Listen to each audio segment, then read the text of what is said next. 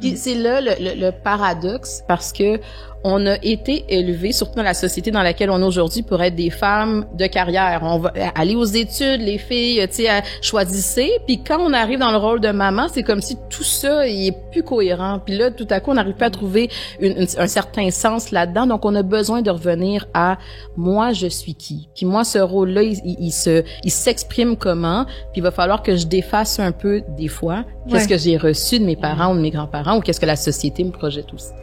Vous écoutez Centré sur l'équilibre, le balado du Stromspa nordique. Découvrez un contenu bien-être avant-gardiste et audacieux offert en partenariat avec nos collaborateurs aux expertises variées. Joignez-vous à nous dans cette quête d'équilibre, un épisode à la fois. Bonjour, c'est Evelyne. J'espère que vous allez bien. On a un épisode aujourd'hui où on va s'attarder à des questions de transmission, de legs. S'il y a des mamans, des papas à l'écoute, vous allez être interpellés par les propos de nos invités. Je vous les présente tout de suite. On a Dr. Laurie Zéphir. Bonjour, Laurie. Bonjour. Alors, Laurie, elle est psychologue spécialisée en santé mentale, attachement et périnatalité. Donc, tout l'univers des parents, finalement, c'est ça qui te concerne. Bon, super. Et on a aussi Jessica Brazo. Bonjour. Allô. Qui est entrepreneur, journaliste. Toutes les deux, vous avez cofondé Ça va maman, qui est beaucoup plus qu'un balado. Finalement, c'est vraiment une communauté où les mamans, les papas sont invités à être, finalement, à embrasser leur propre parentalité. C'est très beau ce que vous avez fait. Merci. Bravo à toutes les deux. Vous avez aussi des projets de livres ensemble? Oui, même peut-être déjà en librairie, qui s'appelle Le mythe de la mère parfaite pour se libérer de la culpabilité maternelle. Oh là là, la culpabilité maternelle. Ouais, on sait pas du tout qu'est-ce que c'est. Aïe. C'est riche comme sujet quand même. Ah, c'est riche, oui. Puis je pense qu'on n'aurait pas pu le faire avant les 5 ans. Ça fait 5 ans, ça va maman maintenant, puis qu'on est à la rencontre des mamans, qu'on entend, puis la culpabilité revient tout le temps, constamment, puis elle est profonde. Elle vient, tu sais, la source de la culpabilité, là, elle est profonde. Fait qu'on s'est attardé à tout ça dans le livre. Fait que, tu sais, on parle de la société, on parle de notre entourage, on parle de nous-mêmes, ce qu'on a acheté, ce qu'on a... Fait qu'on est très fiers et très fébriles et très stressés. Oui, mais en même temps, c'est aussi de se dire, on n'est pas obligé de rester dans la culpabilité maternelle. Tu sais, c'est du moment qu'on est informé un peu de tout ça, il y a un peu des pistes aussi pour s'aider, versus des fois, on entendait les mamans qui font juste dire, je baigne dans la culpabilité, puis je sais pas quoi faire pour en sortir. Fait que c'est un peu là que le livre vient soutenir les mamans. C'est intéressant parce que la culpabilité maternelle, des fois, on dirait qu'elle nous appartient même pas. C'est comme si ça venait de notre mère, de notre grand-mère, on sait même pas d'où. Puis c'est beaucoup en lien avec le sujet d'aujourd'hui parce qu'on porte certaines valeurs, certaines idées, certaines façons de faire qui nous appartiennent pas quelque part. Comment on explique ça, Laurie? Ben c'est sûr qu'on n'a pas le choix d'avoir une certaine forme d'éducation. Tu sais, les gens qui gravitent autour de nous, les parents, les grands-parents, peu importe, nous donnent quelque chose. Après, on a besoin, quand on est rendu à l'âge adulte, on a besoin de re-questionner. Est-ce que je prends ça? Est-ce que c'est vraiment moi? Est-ce que je m'inspire de ça? Au contraire, je le re-questionne. Puis moi, des fois, dans mon bureau, je vais avoir des gens qui ne se sont pas permis de re-questionner qu'est-ce qu'ils ont reçu. Hein, mes parents m'ont donné leur propre valeur, leur propre façon de faire les choses. Mais peut-être que moi, dans ma vie, c'est pas ça que je veux. Il faut que je me questionne puis que je sois capable d'assumer le fait que je peux faire différemment puis que différent, c'est pas moins bon. Je trouve ça drôle que tu dises, ils se sont pas permis de le faire. Ben parce qu'il y a certaines personnes pour qui, je reprends l'exemple là, dans la maternité, si ma mère était très dévouée envers la maternité, elle a pas travaillé, elle a vraiment décidé d'être très à l'écoute, très investie dans son rôle de maman, puis moi, ben j'ai le goût de me lancer dans un projet professionnel, j'ai le goût d'être investie dans ma carrière. Ben peut-être que là il y a comme une espèce de contradiction, puis là je me dis ben non, je peux pas aimer ça le travail, je peux pas avoir du plaisir, je peux pas des fois décider de faire des projets personnels en lien avec des choses qui me concernent juste moi. Faudrait que je fasse comme ma mère. Alors des fois justement la personne elle est un peu prise à se re-questionner, est-ce que c'est vraiment ma vision de la maternité ou pour moi mon équilibre il va être ailleurs. Puis des fois on aime ça, mais on se sent coupable. Parce qu'on dirait que tu parlais de moi carrément là, avec ma mère qui était très très très dévouée, une maman même sacrifice, tu sais que c'est, et puis moi qui est pas nécessairement comme ça, j'ai plein, c'est-à-dire mes enfants sont super importants, mais j'ai une aspiration professionnelle, tu sais, j'ai plein d'autres choses, j'ai des amis auxquels je tiens puis que je vois souvent. Fait que je re-questionne pas ce besoin-là, par contre, il me fait sentir coupable. Ouais. Puis c'est là le paradoxe parce que on a été élevés, surtout dans la société dans laquelle on est aujourd'hui, pour être des femmes de carrière. On va aller aux études, les filles, tu sais, choisissez. Puis quand on arrive dans le rôle de maman, c'est comme si tout ça il est plus cohérent. Puis là, tout à coup, on n'arrive pas à trouver un certain sens là-dedans. Donc, on a besoin de revenir à moi, je suis qui. Puis moi, ce rôle-là, il s'exprime comment. Puis il va falloir que je défasse un peu des fois. Qu'est-ce que j'ai reçu de mes parents ou de mes grands-parents, ou qu'est-ce que la société me projette aussi. Est-ce qu'on est condamné à se comparer à nos parents, Jessica? Hey, c'est une bonne question. Je pense que oui. Je pense que oui. Parce que c'est la société qu'on a internalisée. C'est comme fait que oui, je vais comparer avec ce que j'ai reçu dans ce que je donne puis dans ce que je donne pas. Je vais les faire dans les deux sens. Je pense que oui. Fait que tu questionnes beaucoup. Ben, moi, j'ai l'impression qu'il y a une grande part d'inconscience dans notre façon d'être parents parce que on a pigé des modèles qu'on a eus, on a pigé des anti-modèles aussi qu'on a eu, des choses qu'on ne veut pas et qu'on ne répétera pas. Mais on dirait qu'on agit tellement dans l'impulsion, dans la réaction qu'on réfléchit pas vraiment à ce qu'on transmet, aux valeurs, à ce qu'on dit. Des fois, il y a des mots et des phrases qui sortent de notre bouche, puis c'était la phrase de maman ou c'était la phrase de grand-maman des fois. Donc, est-ce que il y a une grande part d'inconscience dans la parentalité, Laurie? Ben, c'est une bonne question. Là, c'est sûr que si Freud était à notre micro aujourd'hui, là, il dirait que oui. En même temps, je pense que ça repart de la notion de connaissance de soi. On a besoin de savoir qui on est nous. Donc, si je suis un peu dans l'impulsivité ou dans les réactions, puis je fais juste répéter, puis les automatismes, idéalement, on veut que la personne, elle ait un peu de capacité d'introspection qu'on dit, se réfléchir puis se voir aller. Puis d'avoir un peu plus de conscience, puis de se dire mais pourquoi ça sortit de même? Surtout si je suis pas bien avec comment est-ce que c'est sorti. Pourquoi je dis ça? Fait que c'est sûr qu'on veut aider la personne à être capable de mieux se connaître et mieux se comprendre pour pas juste projeter puis faire des choses. Ceci dit, se comparer, ce n'est pas mal. Tu sais, tantôt quand justement tu posais la question à Jessica, on n'a pas le choix de se comparer. On voudrait bien, les humains, là, se dire qu'on se compare pas. Au contraire, il peut avoir une bonne valeur au fait de se comparer. C'est plus de regarder dans quelle position je me mets quand je me compare. Est-ce que c'est juste pour me dire que je suis moins bonne? Est-ce que c'est juste pour dire que je suis tout le temps meilleure? Au contraire, c'est pour me dire, ben, je me compare. Puis je vais prendre des choses, je vais peut-être en délaisser un petit peu au lieu de justement faire un ranking, désolé pour l'anglicisme, de moi versus l'autre. Il y a comme une hiérarchisation finalement. Elle, c'est une bonne mère, moi, je suis une moins bonne mère. Ça aide pas. Non. Mais on parle souvent de la mère idéalisée aussi. Ça va maman, justement, c'est qu'est-ce qu'on a acheté, qu'est-ce qu'on pense que, tu sais, quand on fait la liste, là, OK, pour moi, c'est quoi une bonne maman? Puis là, je vais faire cette liste-là, puis à part d'où? Il y a des affaires qui, clairement, va partir de mon vécu, de ce que j'ai reçu, puis après ça, je vais regarder, est-ce que moi, je corresponds à ça? Mais la mère idéalisée, on est dans la performance, là. On n'est pas dans la réalité, nécessairement. Fait qu'après ça, il faut faire le tri. Mais c'est tellement demandé, je trouve, à une nouvelle maman. Tu sais, t'apprends tellement de choses, tu le sais pas avant. Je veux dire, j'ai jamais travaillé autant sur moi-même que depuis que je suis mère, là. Ça, c'est clair. Ouais, puis j'ajouterais être une bonne maman pour ton enfant. On voit les personnalités qui sont différentes, puis t'es pas la même maman avec tes enfants. Ils ont tous des besoins différents, puis ils viennent chercher quelque chose de différent en toi aussi.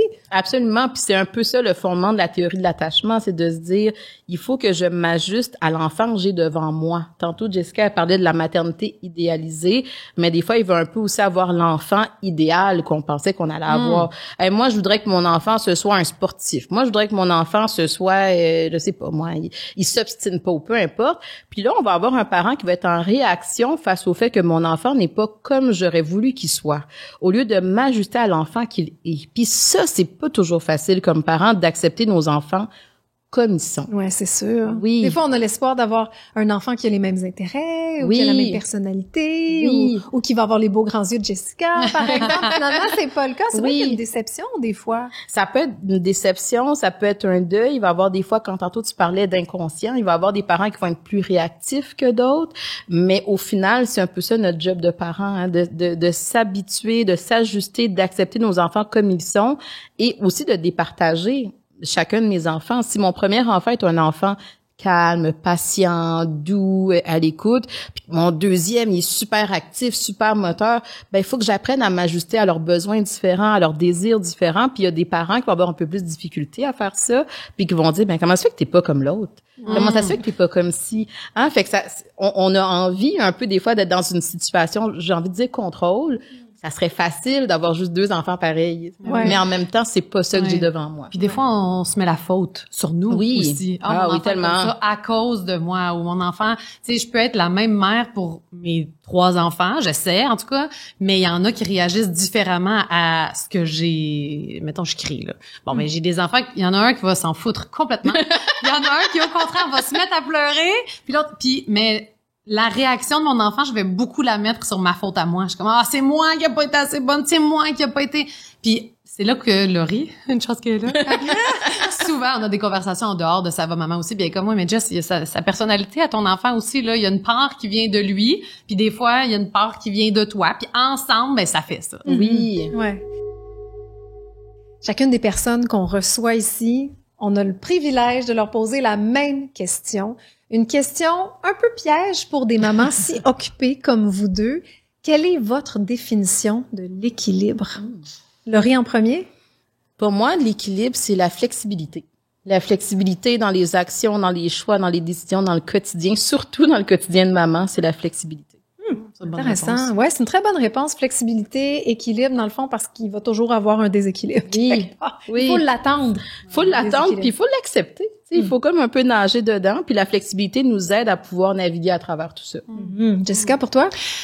Moi, je dirais la cohérence entre qui je suis, mes valeurs, tu sais, mon moi authentique, puis ma vie. Je pense que c'est ça maintenant mon Attends, équilibre. il va falloir que je réfléchisse à toi. Ton toi authentique et ta vie, ça veut dire quoi, ça? C'est-à-dire que je pense que j'ai essayé, mettons, je vais prendre pour la maternité, j'ai essayé d'être une maman comme il faut être, puis comme je pense que je lis, puis comme un petit peu loin de qui je suis moi. Puis à un moment donné, je fais comme OK, mais comment je fais pour être moi-même dans ma maternité? Comment je fais pour vivre selon mes valeurs, tu sais, avoir une entreprise qui fit avec moi, avoir une vie qui fit avec qui je suis, c'est moins difficile à l'intérieur. Fait que j'atteins plus un équilibre. Parce que si je pense à juste l'équilibre de mes journées, là, de comme être, je sais pas, l'équilibre, ça me sonne zen.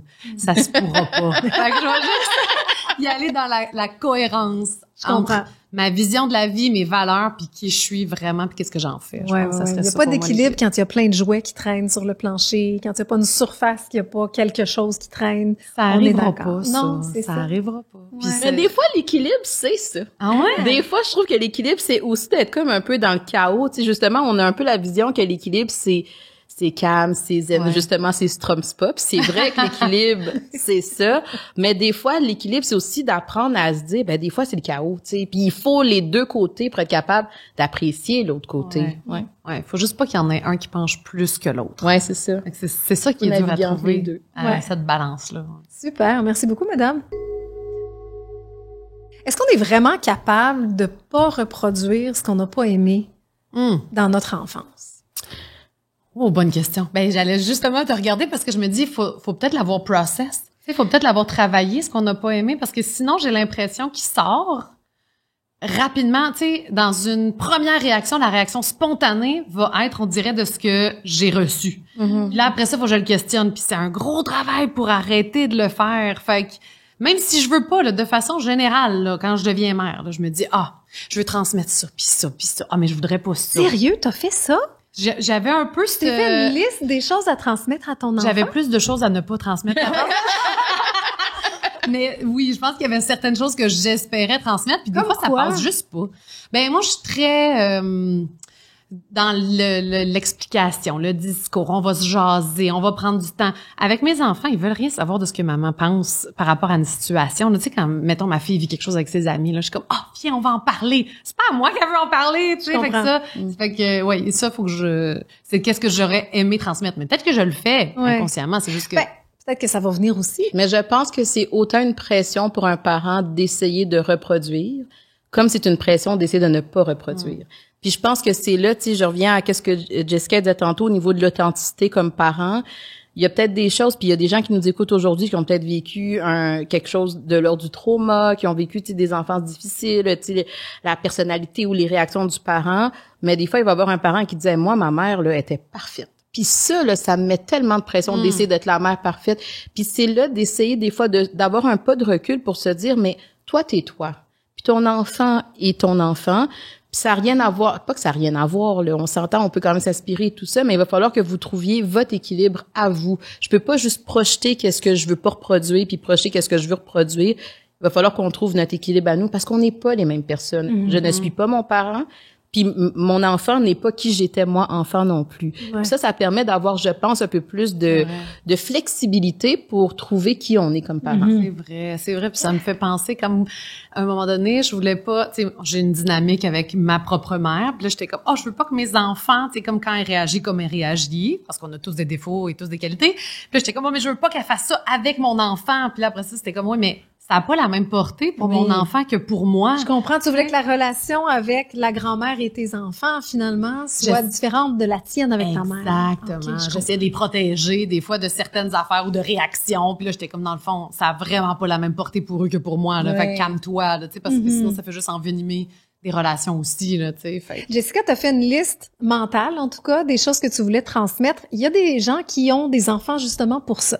Dans leur fantasme de parents, ils se voient faire du ski en famille ou reproduire une recette de grand-maman ou avoir un métier similaire. Ça peut être un moteur pour fonder une famille. Est-ce que c'est un piège ou est-ce qu'au contraire, ça peut être un bon guide?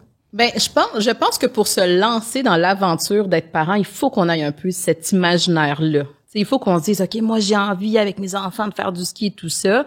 Fait que c'est pas ça qui est mal, j'ai envie de dire entre guillemets. La question, c'est si ça ne se produit pas dans la réalité, est-ce que j'arrive à m'ajuster à ça?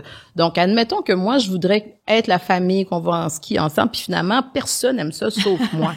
Est-ce que je continue à forcer tout le monde à y aller d'hiver en hiver ou à un moment donné, je me dis, nous, notre famille, on aime ça, aller voir un spectacle de musique ensemble. Puis on triple là-dedans. Ben, il va falloir que je défasse un peu ou que je fasse le deuil de ce scénario-là que j'aurais donc bien voulu pour me dire, encore une fois, il faut que je m'ajuste à la réalité. Il y a des parents, encore une fois, des fois, qui vont avoir un peu plus de difficulté à laisser le fameux lâcher prise, là. Qui vont être à lâcher prise sur ce scénario-là, puis qui vont être dans le contrôle. Puis là, on va avoir des déséquilibres dans l'environnement. Tout le monde chiale. À toutes les fois, tous les samedis matins qu'on est supposé aller au ski, tout le monde n'est pas content. Puis là, je chicane tout le monde. Ben voyons donc, puis vous êtes pas reconnaissant. Alors que c'est à moi de faire le travail de m'ajuster à cette réalité-là qui est, on l'a essayé, je vous l'ai suggéré, on a fait le bout de tentative qu'on pouvait, puis à un moment donné, il faut passer à d'autres choses. Ouais. Mais mettons, là, si je prends par rapport à, je sais pas moi, un instrument de musique, le piano. C'est super dur à apprendre le piano. Puis là, tu veux que ton enfant il apprenne le piano. Puis il y a plein d'adultes que j'entends parler qui est comme, hey, ça m'a tellement fait chier quand mes parents me forçaient à jouer du piano puis à faire. Puis finalement, aujourd'hui, en tant qu'adulte, je vois le valeur, bénéfice puis la valeur. Puis même affaire avec le ski, mettons que tu fais comme, OK, je veux qu'on y aille en ski. Puis mes enfants sont peut-être pas contents à chaque semaine de se lever, mais plus tard, sont contents finalement d'être capables de faire du ski. Mettons, là. Mais je pense que ça dépend parce que derrière le piano et le ski, moi, ce que j'entends, c'est la persévérance, c'est la rigueur. Puis c'est là, des fois, qu'on va se dire, OK, c'est peut-être que le ski, oui, là, ils sont trop petits, tout ça, on va essayer encore un petit peu. Mais en même temps, si mon enfant, il développe la rigueur, la persévérance dans d'autres choses, on a la leçon qu'on veut un peu transmettre à nos enfants. Puis je pense que c'est là la flexibilité de se dire, peut-être que mon enfant, il va quand même être capable d'être persévérant, puis d'avoir une rigueur, puis un intérêt envers quelque chose, même si c'est pas ma vision à moi de dans quoi ça devrait être. Puis je pense que c'est là que des fois, on peut s'aider. Ouais, ça c'est difficile, surtout à l'adolescence, finalement, quand il y a une espèce de rejet des valeurs, des traditions. Ça doit être difficile, ce passage-là. Quand on voit, par exemple, qu'on a voulu, par exemple, inculquer une langue, des fois, l'enfant choisit une langue, puis c'est pas la nôtre, par exemple. Donc, il va décider soudainement de parler juste anglais à la maison, puis on s'arrache les cheveux, puis on se dit « Comment ça se fait que tu parles juste en anglais? » Oui, mais j'aime pas ça le français. Donc, il y a comme un rejet finalement de la culture, des valeurs et de cette transmission-là. Comment on fait pour naviguer à travers ça? Parce qu'on veut respecter l'enfant, mais en même temps, il y a des valeurs, il y a une culture qui peut être tellement importante pour les parents. Quand est-ce qu'on tient bon puis quand est-ce qu'on lâche prise? Ben, je pense qu'il n'y a pas de réponse unique à ça, mais l'adolescence, puis je sais que c'est plate pour les parents d'adolescents qui nous écoutent aujourd'hui, là, mais l'adolescence, c'est ça. C'est de vouloir se découvrir. Puis c'est là l'espèce de comme, mon Dieu, c'est intense, à quel point l'enfant ou l'adolescent décide que ça, je rejette ça, non, je veux pas ça. Puis il y a 3 mois, il me semble que c'était pas si pire que ça. Fait qu'on a besoin des fois de laisser juste un peu plus de liberté à l'enfant pour se découvrir. Pour l'adolescent, justement, de se dire, regarde, pendant une période de temps, peut-être que tu veux parler un petit peu anglais, mais en même temps, on veut que tu fasses un effort pour nous parler en français, je sais pas moi, quand on est tout le monde en famille autour de la table. Une négociation, finalement. Une certaine négociation, un certain compromis, puis souvent, dans la majorité des cas, ça passe. C'est juste que des fois, on va voir un peu l'espèce de l'enfant l'adolescent là, qui cherche un peu, qui veut découvrir, qui veut tester un peu les limites. Puis c'est là que, comme parents, autant avec les enfants que les adolescents, il y a un peu les petites règles puis les grandes règles. Fait qu'il y a peut-être des choses sur lesquelles on se dit, OK, ça peut passer, ça ne dérange pas tant. Regarde, tu veux te teindre les cheveux en bleu, no big deal. Mais quand on est à table, par exemple, oui, on veut qu'on parle en français ensemble parce que c'est notre façon de communiquer, de s'écouter, de s'entendre. Fait que là-dessus, on est un petit peu moins flexible. Fait que c'est là qu'on est capable, avec l'adolescent, de lui montrer, je t'ai entendu dans ce besoin-là d'individualité, mais nous, on a quand même notre rôle de parent qu'on veut assumer puis qu'on doit assumer. J'aime ça, les petites règles et les grandes règles. En as-tu chez toi des petites règles et des grandes règles, Jessica? C'est une bonne question. J'ai une amie qui m'avait dit que, parce qu'à un moment donné, trop de règles, ça devient comme compliqué aussi pour les enfants. Puis elle m'avait dit, moi, chez nous, j'en ai une seule et c'est le respect. Le respect de l'autre, le respect de ton environnement et le respect de toi-même. Fait que tout rentre là-dedans, finalement. Tu sais, le respect de l'autre avec tes frères et tes sœurs, le respect de toi-même, ton hygiène, tu sais, avec les enfants, juste les forcer à prendre un bain, puis après ça, ils veulent plus sortir du bain. Mais bon, c'est une autre histoire. Puis finalement, le respect de ton environnement, fait que tu fais attention à ton... Fait que j'avais bien aimé ça. Mais moi, je suis bien comme ça, là. J'achète des affaires, puis là, j'essaye, puis je suis comme ça, fais-tu avec moi? Je me suis beaucoup cherchée, puis je pense que je me cherche encore dans la parentalité. Fait que quand tu dis j'achète des affaires, c'est que tu adhères à certaines idées, je vais à faire certaines valeurs. C'est une bonne idée, je vais essayer. OK. Au lieu de me fier, mais c'est pas pour rien que j'en ai fait une entreprise là, de Ça va maman, d'augmenter le sentiment de compétence parentale, c'est que j'en ai manqué beaucoup, puis je le travaille petit peu par petit peu. Fait que, mais moi, il y a quelque chose, quand j'entendais, c'est par rapport aux valeurs familiales. Tu sais, je veux beaucoup transmettre ça, des valeurs familiales, mais je le montre pas nécessairement. Puis c'est là que mes enfants, je suis comme, qu'est-ce qu'ils vont retenir? Ben, par exemple, mon père va en Floride 6 mois par année. Il voit pas mes enfants, tu sais. Fait que moi, je dis, ma famille, c'est aussi beaucoup mes amis. Fait que j'amène ça. Mais je veux que mes enfants, plus tard, ils veulent venir me voir. Je veux transmettre cette valeur familiale pour qu'on soit proches, tu sais. Puis je pense qu'il y a beaucoup de mamans que j'entends en Ça va maman qui sont très stressées de l'adolescence et très stressées de plus tard parce qu'ils sont comme, je veux qu'on soit proches, Puis je comprends que l'enfant va faire son choix en fonction de qui il est, puis ça se peut qu'il soit pas proche, puis ça sera son choix, puis ça se peut qu'il soit proche, tu sais. Mais il y a cette valeur-là de la famille que je veux beaucoup inculquer, puis des fois je suis comme, mais je le montre pas, tu sais. Fait que comment je vais faire? Tu vas pas visiter ton papa parce qu'il est pas là. Exactement. Ou tu sais, si dans des, tu sais, on reçoit beaucoup de messages aussi à Ça va maman de famille où les relations sont compliquées avec les grands-parents, avec les oncles, les tantes. Fait que comment on fait quand toi tu veux porter ça, puis toi c'est super important pour toi, mais tu peux pas le montrer. Ouais, je comprends. Tu sais, parce qu'il y a une chose qu'on veut transmettre par des mots, mais on dit aussi que nos enfants, vont regarder ce qu'on fait, puis comment on agit aussi dans la vie, tu sais, puis c'est ce qu'ils vont retenir. Fait que moi, ça m'habite beaucoup, là, comment transmettre quelque chose qui est vraiment important pour moi, mais que je montre pas nécessairement. Quelle pression sur les épaules. C'est sans fin.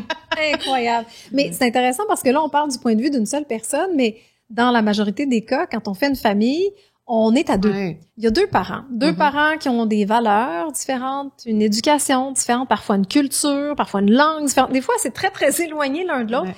Et ce qui est un peu malheureux, c'est qu'on sait pas quel genre de parent l'autre sera avant d'avoir des enfants. Fait que des fois, on se dit, lui, ça va être un père. Je vous parle d'un exemple personnel. Mon chum, il faisait des courses de vélo de montagne à l'international. Je pensais que c'était un casse-cou. Je me suis dit, oh, là, lui, il va falloir que je l'attache parce que les enfants, ils vont partir en ski à 1 an et demi. Là. Mais c'était tout le contraire. Quand il est devenu papa, il est devenu... Papa poule. Vraiment, mais à cheval sur la sécurité, là, mais absolue, parce que au contraire, il connaissait les risques. Ouais. Il voulait pas qu'il se fasse mal, parce que lui, s'était tellement fait mal par le passé. Bref, ça pour illustrer que lui, il a des valeurs, il a une vision, il veut transmettre certaines choses qui sont pas nécessairement en adéquation avec ma vision, mes valeurs et mon souhait de transmission. Comment on gère ça en couple? Ah, ça, c'est une grosse question parce que, tu sais, je fais aussi de la thérapie de couple. Moi, je trouve ça fascinant, justement, en plus, quand c'est de la thérapie de couple de parents, parce que souvent, il y a des discussions, même avant d'avoir eu les enfants, qu'on n'a pas eu. Un peu parce que, justement, on assume que l'autre va être comme ça, tout ça. Puis là, la parentalité nous force à devoir revenir un peu à la table de discussion, là, puis il va falloir qu'on s'entende là-dessus. C'est sûr que plus la communication dans le couple, elle est établie, elle est sécurisante aussi, puis on se permet d'explorer, ça va aider à avoir une certaine forme de cadre. On n'est pas obligé d'avoir la même vision des choses, mais justement sur les grandes questions, les grandes valeurs, voici sur quoi on s'entend. Et des fois, ça vaut la peine d'avoir plusieurs conversations jusqu'à temps qu'on soit capable de trouver un peu notre façon d'aller. Je reprends l'exemple que tu donnes. Peut-être que toi, tu regardes ton chum aller puis tu dis, OK, là, pour l'instant, c'est un peu un défi au niveau de la sécurité. Regarde, je peux aller dans ton sens au niveau d'on met toujours le casque, mais par contre, toi, tu me laisses aller sur, je sais pas moi, le type d'activité qu'on peut faire tant que la sécurité, elle est pas compromise. On essaie de trouver notre équilibre dans quoi on est capable, les deux, de naviguer. Puis des fois, il va y avoir certains parents que ces discussions-là, vu qu'ils ne les ont pas, ça amène davantage de conflits. Fait que quand l'autre est pas là, moi, je vais aller faire justement des grosses rides, pas sécuritaire. L'autre parent arrive et pas content, ben voyons donc. Fait que ça crée un peu plus de distance et de désaccord versus non, il va falloir qu'on en parle jusqu'à temps qu'on trouve le compromis qui nous convient. On le voit sur la nourriture, par exemple. Sur tellement de choses. Quand maman est là, c'est végétarien, ça va être bio, puis quand c'est papa qui est là seulement, mais ça va être la grosse pizza, 3 viandes. Donc c'est là que ça devient peut-être un peu confusant pour les enfants, un peu difficile à suivre, peut-être. Ça peut le devenir, mais d'où l'idée d'avoir une flexibilité, parce qu'au final, c'est pas de manger végé, puis c'est pas de manger carnivore, la grosse pizza, le problème, c'est ni l'un ni l'autre, il faut de l'équilibre entre les deux.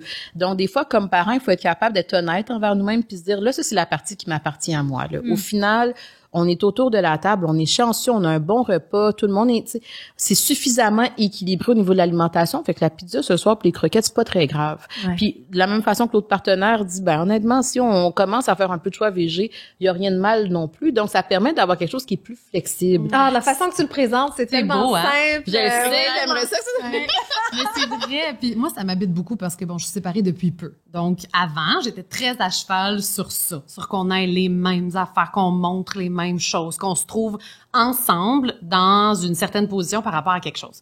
Puis après, je me questionne, puis là, je sais pas si j'essaie de me valider puis que ça soit correct, mais je me dis, est-ce que les enfants vont faire du pick and choose? Dans le sens que on va leur présenter, inévitablement, maintenant, ils ont 2 maisons. Alors, il y a 2 façons de faire, puis je me dis, ils vont voir que ça existe, mais que ça aussi existe. Fait que, est-ce que c'est pas plus une grande richesse de présenter plein de choses à nos enfants, puis que eux, en fonction de qui ils seront ou qui ils sont en train de se construire, ils vont aller choisir ce qu'ils préfèrent. Oui, complètement. Tout à fait. Puis je pense que c'est là que des fois, dans certains couples, il y a comme une espèce de jugement de valeur. Ouais. Toi, la façon que tu fais les choses, c'est pas... Alors que c'est pas une question de tes valeurs ou la façon que tu fais les choses est pas bonne.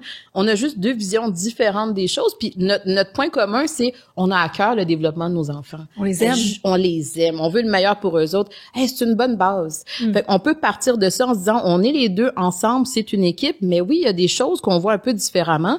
Mais on est capable de communiquer puis de trouver la meilleure façon. Puis comme Jessica le dit, c'est une richesse pour notre couple, pour la famille de pouvoir se dire, et on explore les différentes choses, puis plus tard, ben vous ferez vos choix. Ouais. Faut juste se gérer comme parent quand tu vois que l'enfant a acheté ce que toi t'aimes pas aussi. Là, t'es comme, bon, comment je te dirais bien ça, là? Ouais, tout à fait. Mais ça m'amène aussi sur le terrain des beaux-parents. Parce que dans les familles recomposées, quand tu auras un amoureux, par exemple, ou une amoureuse, je sais pas, cette personne-là, peut-être, va vouloir être très présent auprès de tes enfants. Donc, est-ce que ça veut dire que cette transmission-là de cette personne-là, est-ce qu'il faut lui autoriser? Est-ce qu'il faut avoir cette discussion-là avec le beau-parent en disant, hey, qu'est-ce qu'on veut dans notre famille recomposée chez nous? Est-ce que ça va jusque-là? Comment tu vois ça? Ben, moi, je pense que oui. Ben, dans le sens que, tu sais, je pense que quand t'en viens à une séparation, c'est parce qu'il y a des choses que tu veux montrer à tes enfants que t'avais pas dans ce couple-là. Fait que quand tu rechoisis quelqu'un, tu montres quelque chose de différent, je pense. En tout cas, c'est ma réalité à moi. Puis j'ai présenté quelqu'un à mes enfants récemment. Oh, mon Dieu, je suis dans l'actualité. J'ai jamais Pour ça, j'étais comme, mon Dieu. J'ai même jamais dit « ça va maman encore ». Mais c'est très important pour moi de présenter autre chose. Mais avec la confiance qu'après ça fit avec ce que j'aime, ce que je veux de la vie, de comment je vois la vie. C'est quelque chose qui est beaucoup plus en cohérence avec qui je suis. Fait que je suis contente qu'ils vont voir quelque chose de différent. Est-ce qu'ils vont le prendre? Est-ce qu'ils vont pas le prendre? Je sais pas, tu sais. Mm-hmm. Après ça, la place de beaux-parents, c'est tricky aussi. C'est quand même complexe parce que cette personne-là, elle est là, mais en même temps, elle a pas la même, ça sera jamais le parent, tu sais. Fait que t'as un mais c'est espace... une figure parentale pareille. Oui, ben à la longue, j'imagine que oui. Mais je pense que justement, comme beaux-parents, comme tu dis, à la longue, là, des fois ça va être à travers l'expérience, mais c'est le beau-parent, lorsqu'il arrive dans la famille, n'a pas un rôle d'autorité parentale. Puis je pense que c'est là, des fois, il va y avoir des beaux-parents qui arrivent, puis OK, c'est mes règles, c'est ma façon, puis à partir de maintenant, alors que l'enfant dit, mais attends une minute, c'est pas notre famille, là. C'est pas mon père. Oui. Mais au final, comme beau-parent, effectivement, il faut que je m'acclimate à cette dynamique-là familiale qui existait avant moi et qui va exister après moi si à un moment donné, je ne suis pas non plus dans la famille. Donc, j'ai plus un rôle de soutien, d'écoute, d'accompagnateur, d'accompagnatrice, peu importe, mais pas d'autorité parentale. Après, je peux te partager ma vision de la vie, je peux avoir une place significative dans ta vie, je peux t'aimer, te montrer tout ça, mais l'autorité parentale, ça demeure tes parents. Donc, quand il y a des choix, des décisions, c'est pas moi, c'est pas sur mes épaules. C'est moi, je soutiens les parents. C'est encore plus de choix pour que nos enfants puissent choisir, je pense. Moi, je le vois comme ça, mais effectivement que faut que la personne s'insère dans la famille, puis après ça, l'enfant va choisir qu'est-ce qu'il veut garder finalement. Ouais, ou cette personne-là aussi, des fois, a une volonté aussi d'établir une relation. Il y a de la place pour ça. Ouais. Mais je pense que c'est vraiment de trouver le juste équilibre entre je vais être dans la vie des enfants, mais c'est pas moi qui décide pour les enfants. C'est pas moi qui impose les choses pour les enfants, parce que justement, j'ai pas cette autorité-là parentale. Puis je pense que des fois, il y a certains beaux-parents qui vivent un petit défi avec ça, de dire, oui, c'est pas parce que je suis un adulte que je décide pour tout le monde, là, parce que t'es dans ma maison, entre guillemets. Au contraire, il faut que j'apprenne à trouver le juste équilibre entre la place que je peux avoir dans la vie, la place qu'on me donne aussi. Des fois, il y a certaines dynamiques familiales que c'est plus serré. C'est de la flexibilité pour tout le monde, au final. Ça s'est bien passé, la présentation? Oui, ça comporte ses défis, mais ça s'est quand même bien passé. Mais tu sais, on n'habite pas ensemble ni rien. Fait que c'est pas la même dynamique qu'une famille reconstituée qui habiterait sous le même toit, puis où il y a des règles de vie. Tu sais, il y a des règles de vie que là, tu te dis, c'est peut-être pas sûr que ces enfants-là ont eu jusqu'à maintenant, mais là, on vit tous ensemble. Puis là, faut bâtir cette micro-société sous la maison. Fait que moi, je suis vraiment pas là-dedans en ce moment. C'est vraiment plus dans, voici ce qui existe, puis voici, tu sais, pour moi. Puis ça, j'avais une question pour toi, Laurie, par rapport à la transmission, justement. Est-ce que c'est dans ce qu'on va dire ou dans ce qu'on va être et montrer qui va rester plus à nos enfants? Mais je pense que les deux, justement. Tu sais, des fois, les parents vont se mettre beaucoup de pression à se dire, OK, j'ai dit à mon enfant, puis voici le rôle un peu de coach. Mais il y a des choses qu'on va dire à nos enfants qui vont leur rester, puis il y a des choses que c'est davantage dans notre façon d'être. Et moi, je pense que dans la parentalité, la façon d'être, alors, est encore plus porteuse. Hein? Des fois, c'est nos enfants, je m'en rappelle plus, je pense que c'est Maya Angelou qui disait, là, des fois, on va, je paraphrase vraiment beaucoup, là, mais qui disait, on se rappelle davantage comment est-ce que les gens nous ont fait ressentir les choses. Puis c'est là que dans le savoir-être, pour moi, ça fait plus de sens. Le savoir-faire, dire aux enfants, il y a plein de gens autour d'eux autres.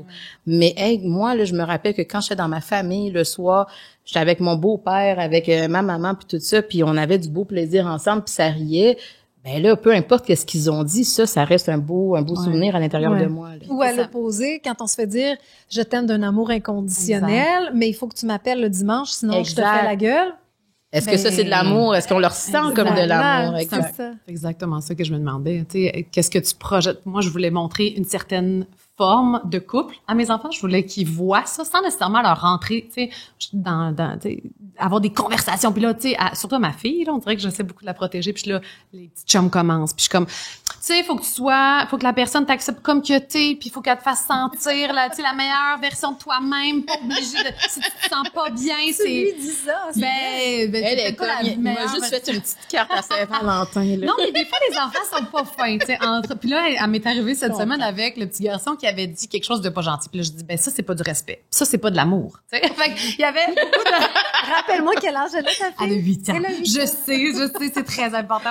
Donc, je me demandais dans ce qu'il voit comme dynamique parentale aussi, tu sais, comme dynamique de couple. Est-ce que c'est plus qu'est-ce qu'on dit ou qu'est-ce qu'on va présenter? Puis j'espère que c'est ce qu'on va présenter. Mais c'est un peu ingrat, dans le fond, parce que, je le disais tout à l'heure, ben quand on agit, on fait de notre mieux. On fait toujours de notre mieux. Mais des fois, on transmet des choses qu'on n'a pas aimées. Des fois, on est impatient. Des fois, moi, quand je suis devenue maman, je me suis dit, c'est sûr qu'à un moment donné, je vais dire ou faire quelque chose qui va heurter mon enfant et qui va m'en reparler, genre à 25 ans après sa première thérapie. Il va dire, maman, quand j'avais 8 ans, tu m'as dit ta. Et j'ai fait la paix avec ça parce que je me suis dit, je vais faire des erreurs. C'est sûr que je vais commettre des erreurs. Puis je sais pas quand est-ce que je vais la commettre. C'est ça l'affaire. Je sais pas ce que je vais dire qui va l'abîmer. Mais je vais dire quelque chose qui va l'abîmer. Il faut apprendre comme parents à accepter, puis j'entends là, la performance parentale, puis l'anxiété que ça peut nous amener et tout, mais il faut accepter comme parents qu'on va avoir justement une influence négative, entre guillemets, sur nos enfants, dans le sens où ils peuvent pas tout aimer de nous autres, puis ils peuvent pas tout, tu sais, c'est une pression impossible à porter. Par contre, qu'est-ce qu'on peut promettre à nos enfants ou qu'est-ce qu'on peut investir, c'est la journée que tu auras besoin de revisiter des choses de ton passé, de ton enfance que tu n'as pas aimé, je vais être à l'écoute. Je peux te faire un travail justement pour pas être sur la défensive ou t'invalider ou te rejeter. La journée que tu vas me dire, hey, honnêtement, quand j'avais 8 ans, là, puis je suis venue te voir, puis c'est passé telle affaire, puis j'ai pas aimé ça, est-ce que je suis capable, moi, comme parent, d'avoir une certaine humilité puis me dire, hey, t'as raison. T'as raison là-dessus, je m'en rappelle de ce souvenir-là ou je m'en rappelle pas, mais je comprends que ça t'a marqué puis je suis désolée. Une relation, c'est ça. Une relation saine, c'est pas, puis on a l'exemple dans nos couples. Un couple qui va bien, qui est sain, c'est pas un couple qui s'est jamais rien passé puis qu'on n'a pas des fois dépassé un peu au niveau de qu'est-ce qu'on a dit et tout ça. C'est la façon de réparer la relation qui est beaucoup plus importante. Puis je pense que c'est là que les parents en ce moment se mettent une pression de tout réussir sans voir la portée de non, quand tu commets des erreurs, tu fais du mieux que tu peux à partir de ce moment-là, tu reconnais qu'il y a une erreur, juste ça, c'est beaucoup pour montrer à l'autre qu'est-ce que tu m'as dit et ce que tu es, c'est important pour moi. Ouais. Je te transmets juste le fait d'être humain. Ouais. Qui vient avec toute cette part d'erreur-là aussi. Puis on s'entend, on n'est pas dans un contexte de négligence, de maltraitance. Tu sais, là, on est ailleurs. On est dans des parents qui sont, nous, on aime dire suffisamment bons. C'est des parents qui ont des bonnes ressources, qui font du mieux, qui peuvent au quotidien. Mais justement, dans ce mieux-là, il faut bien se donner la place de pas être tout parfait. Là. Oui, puis leur montrer aussi qu'on peut se tromper puis qu'on peut s'excuser. Eh oui. Qu'on peut faire des erreurs aussi. Autre chose que je trouve un peu ingrat, c'est que on dirait qu'on n'apprécie pas nos parents avant qu'on devienne parents de nous-mêmes. Avez-vous cette impression-là? Absolument. Oui. Puis c'est ingrat. C'est ingrat. Puis après ça, là, tes parents... Puis là, tu sais que tes enfants, c'est exactement la même chose qu'ils vont faire avec toi. Puis là, t'es comme... Mais dans le livre, moi, j'en parle un peu justement de quand je suis devenue maman, c'est à ce moment-là que j'ai comme fait, OK, ma mère, elle est passée par là, elle aussi. Fait que finalement, elle comprend un peu plus qu'est-ce que moi, je traverse en ce moment. Puis souvent, ce que je vais dire avec les mamans que je rencontre, c'est la job de nos enfants, ce n'est pas qu'on se sente aimé. Puis des fois, on réalise pas à quel point on va porter ça un peu sur, justement, tu dois être reconnaissant, puis tu dois être content, puis tu dois me montrer à quel point... Dis-moi merci. Oui, mais au final, leur job à eux, c'est d'investir leur propre vie.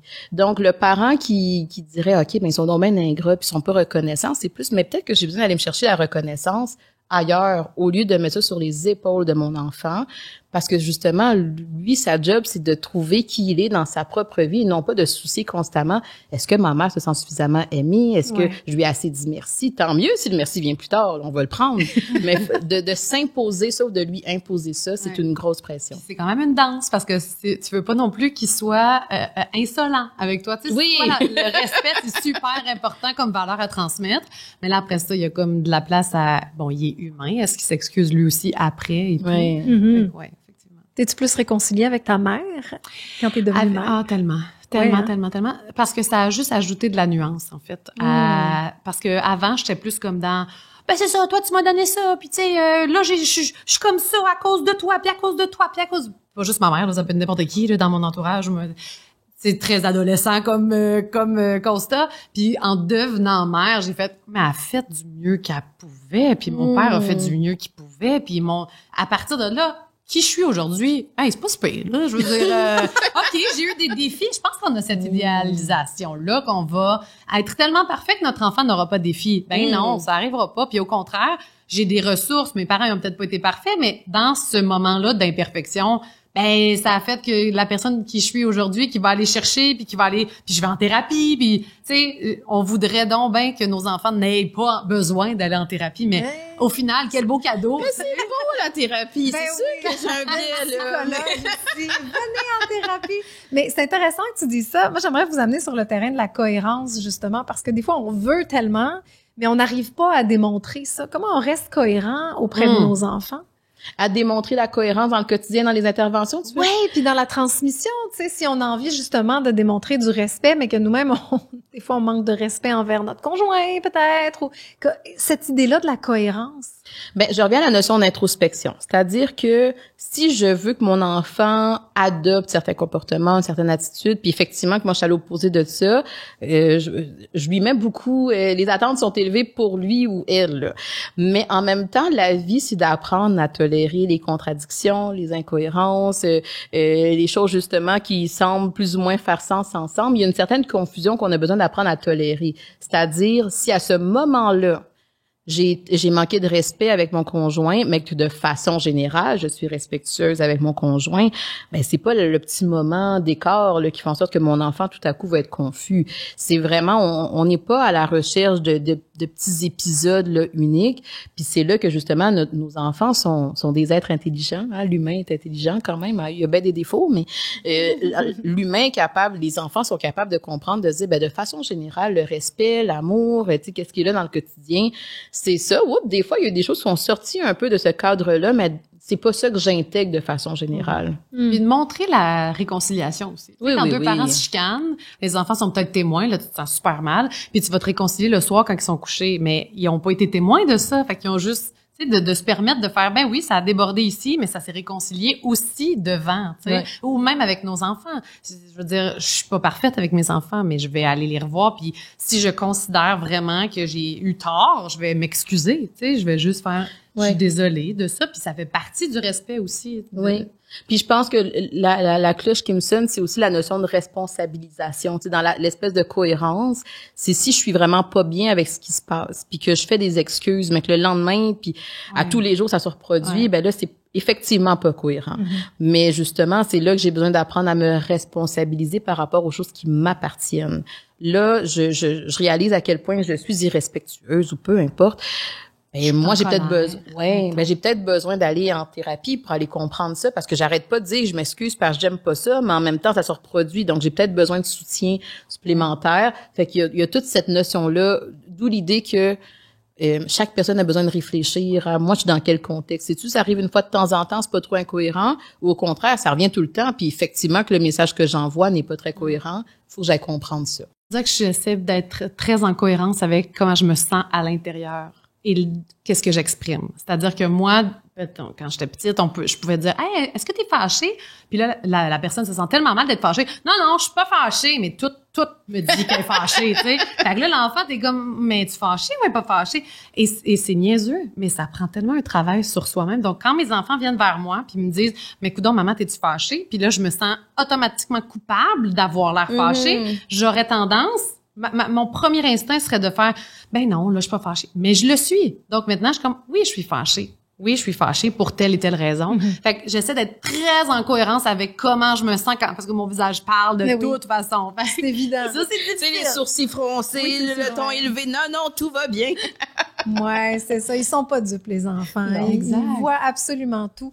Quand on pense à la maternité, on a plusieurs enfants qui ont des personnalités différentes, on les accueille et tout, mais je suis curieuse, est-ce que dans la transmission, il y a des choses qui pognent plus sur un ou sur l'autre? Est-ce qu'il y a des spécificités dans la maternité d'enfants qui sont nés en même temps? Peut-être que non, hein. Peut-être que vous allez me dire, Evelyne, t'es complètement dans le champ, mais je serais curieuse de vous entendre là-dessus. C'est sûr que par rapport à tout ce qui est les jumeaux, les jumelles, il y a beaucoup d'études qui ont été faites. Puis c'est là que c'est fascinant, c'est parce qu'on voit bien qu'il y a une partie qui appartient à l'environnement, les parents, dans quel contexte j'ai grandi.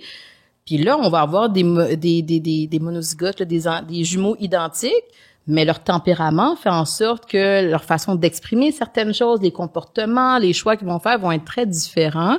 D'où l'idée justement qu'on a besoin d'apprendre on a besoin d'apprendre à s'ajuster comme parents à l'enfant individuellement, tandis que des fois, lorsqu'on est dans des dynamiques de jumeaux jumelles, on peut avoir tendance à ne pas les différencier, puis à penser que OK, parce que un est comme ça, l'autre est comme ça, puis justement les enfants vont trouver une façon un peu de crier haut et fort, non mais moi je suis comme ça, puis des fois il va y avoir des jumeaux jumelles qui vont dire moi parce que ma sœur ou mon frère a choisi tel type de vêtements, tel type d'activité, moi je vais faire totalement l'inverse, je veux retrouver ma propre individualité.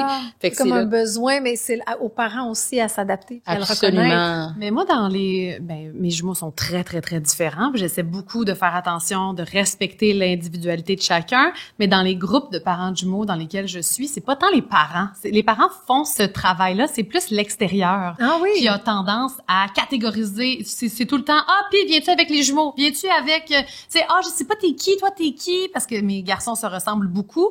Fait que c'est comme le combat de la maman, ou des parents, en fait, là, de faire comme, non, respecter l'individualité de chacun de mes enfants. Fait que quand ils étaient très petits, puis ça rendait pas compte, des fois, je les habillais pareil. Mais je veux dire, aujourd'hui, j'essaie de faire comme, voici, puis essaie de retenir, puis je vais donner des je sais pas moi, lui, tu vois, il est comme ça, il est différent, tu vois-tu? Lui, il est comme ça. Fait que, oui, puis devant eux, pour juste comme faire, après ça, ils auront leur propre chemin dans la vie, puis ils vont probablement vouloir se différencier l'un de l'autre quand ils en auront le besoin. Puis l'école est très sensible à ça aussi. Tu sais, moi, très tôt, ils m'ont dit non, on les met pas dans la même classe parce que on veut qu'ils développent eux-mêmes. Mais au début, j'ai trouvé ça difficile. Là. Ils sont ensemble depuis toujours.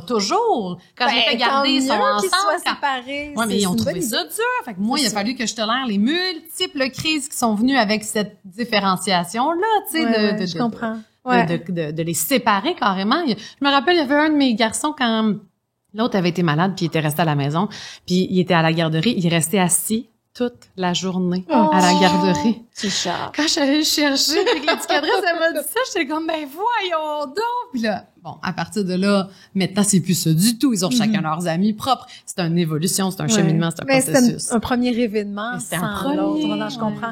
On doit conclure la discussion, mais je voulais absolument vous entendre sur les erreurs à ne pas reproduire quand on souhaite, par exemple, transmettre quelque chose à nos enfants, que ce soit concret ou pas. Là, ça peut être jouer au cribbage, des biscuits, le respect ou toute chose. Est-ce qu'il y a des erreurs typiques, Laurie, à pas faire quand on veut transmettre des valeurs à nos enfants? C'est une grosse question. Fait que je sais pas si on peut le définir en une seule réponse, mais on dirait que ce qui me vient, c'est le parent justement qui est pas conscient de ses propres enjeux.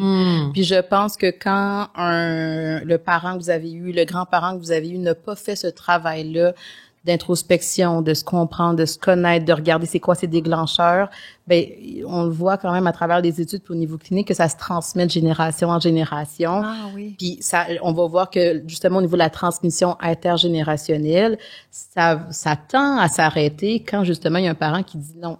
Moi, je m'en vais, exemple, en thérapie. Moi, je vais aller me trouver un environnement qui est sécurisant pour me réfléchir. Puis ça fait quoi? Là, je suis capable de peut-être choisir un partenaire qui me convient mieux ou une partenaire qui me convient mieux. Je suis capable de trouver un milieu professionnel qui est plus adapté à moi. Fait que ces choix-là, ce travail-là conscient de se réfléchir, je pense que ça aide. Ouais. Si on parle des grosses erreurs, parce que moi, je pensais que tu allais plus aller dans faites-en des erreurs. En tant que parent, faites-en. Tu sais, est-ce qu'il y en a à éviter des grosses erreurs dans le sens des traumatismes qu'on retransmet de génération en génération, je comprends.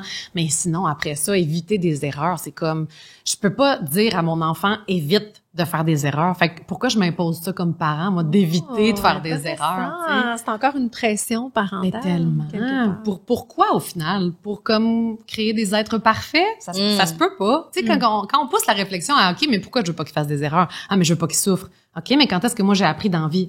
Donc, quand j'ai souffert. Tu sais, c'est comme, tu pousses. Ouais.